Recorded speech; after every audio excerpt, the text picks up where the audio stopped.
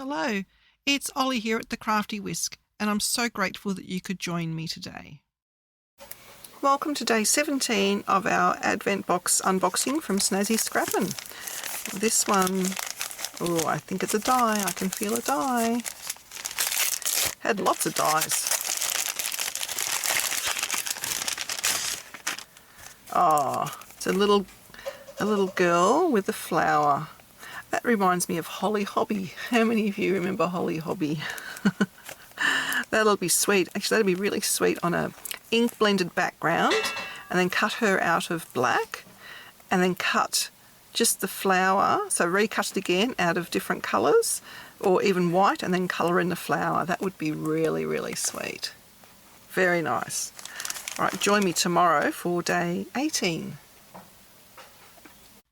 Please like and subscribe to my channel and hit that notification bell so that you don't miss it when I bring out a new video.